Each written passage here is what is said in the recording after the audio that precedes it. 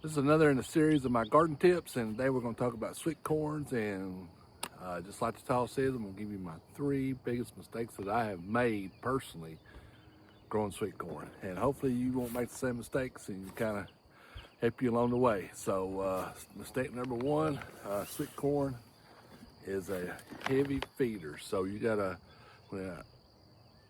some people put it in there as a plant. I like to let it get about a little bit higher, and then I'll hit it with like a triple 10, even a triple 19, whatever's I can afford. And then after that application, I go to high nitrogen, like a 4600 side dress.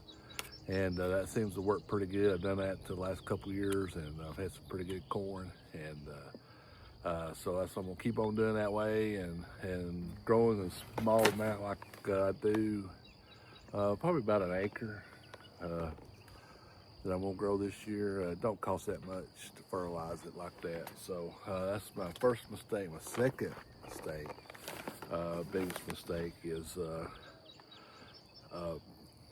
planting my rows too far apart. So when I first started growing again about 3 or 4 years ago, I used my tractor just like I did in the other video and laid out my rows. Well, come out, it was like 6 foot apart. Didn't have very good germination at all. So corn germinates by the wind. So we always had some pretty good wind here, but it's so far away that the pollinators didn't, the pollen didn't hit the other corn. And I think I might have had, out of all my rows that I had, and it was actually, I think down there where the potato patch is now, I put corn down there one year, and that's where I screwed that up. I learned this. I probably had maybe, out of that whole patch, maybe 4 or 5 years. So that's how bad, that's how critical it is to get your rows. I watched the guy the other day, he does this at 38. I always thought it was like 30 to 36. Last year I went 36 and I did really good. And so I'll probably go 30, between 34 and 36 again. But you don't go no more than that, no more than 38 at all. And that way you'll have really good pollination. Third mistake that I've made, and this is another critical thing that I've learned. One time I just planted in one long row of sweet corn ourselves. I just planted a pretty good little, like a 100-foot row, one row. Didn't do very good. You gotta at least put it in blocks. You need to put your corn in blocks. I think they said minimum of 3 rows. I always do a minimum of 4 rows. So they're close together, then you got some good block of different rows, and that's how they pollinate. So that was my third biggest mistake, and so kind of learned the hard way on some stuff. Now it's a lot easier. You got to do it, you go watch. We'll talk about the varieties I'm gonna grow this year. Growing first one I'll plant. I don't know if this is the first one. I got 3 different kinds of sweet corn, and they all got different dates. So one's a 60-something day. This is a 78 day, 80. Well, this one don't say, but this is the one I grew last year. Quick trip. And I love this corn right here. You're talking about it's sweet, it's easy to grow. It's got some kind of cruiser or something treated to it, and you don't have to spray. That's another thing. If you don't grow sweet corn now, you don't have to spray if you want to look like, store-bought corn. Now, I used to grow a variety up here in the garden, and I can't remember. I was trying to think what kind it was, and it would kind of get a little wormy at the top, and we just break it off. Now, I've grown other kinds, and I mean, it's just worms all up and down, and it just makes it horrible to look at. So, I mean, you can cut it out and still eat it. But, if you want a full big ear, that's why I'm going with this. And so the first variety I'm gonna grow is Quick Trip, and this is all, my 3 varieties are all, they're called an attribute 2, and I don't know a whole lot about it, but I just know that you got to spray. Keeps your bugs away. The second one I'm planting is Matriarch.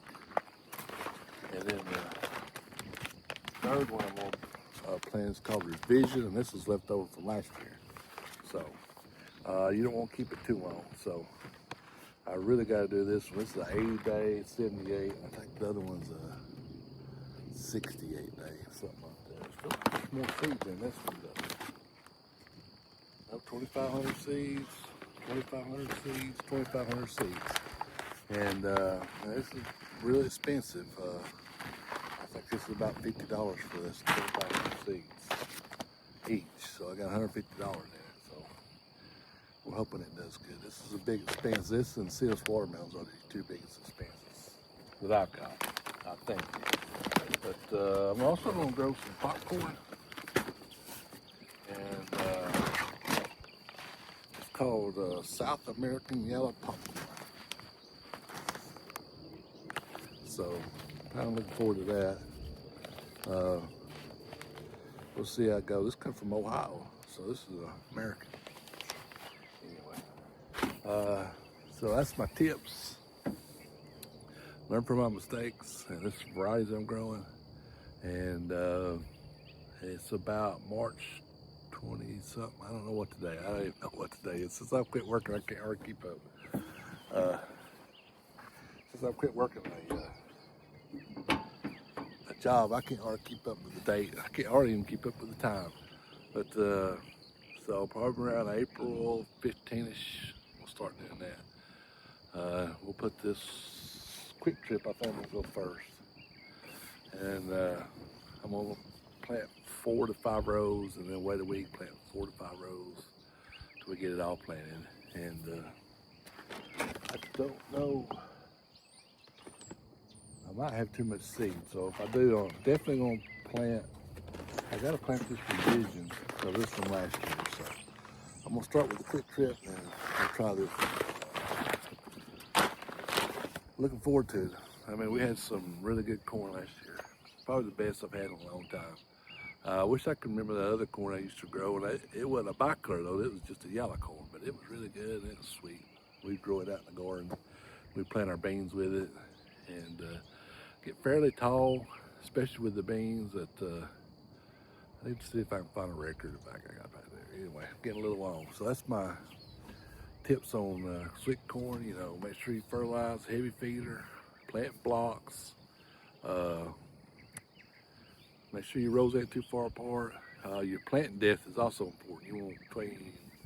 There's a formula for it. It's the width of your kernel times 2 or something like that. So anyway, between 1.5 and 2 inches on your planting depth. If you plant too shallow, it won't have a good root system, I said. So I'll probably go about as deep as I can on with my house planter, and I think it's about 1 3/4. That's what I did last year. It worked pretty good.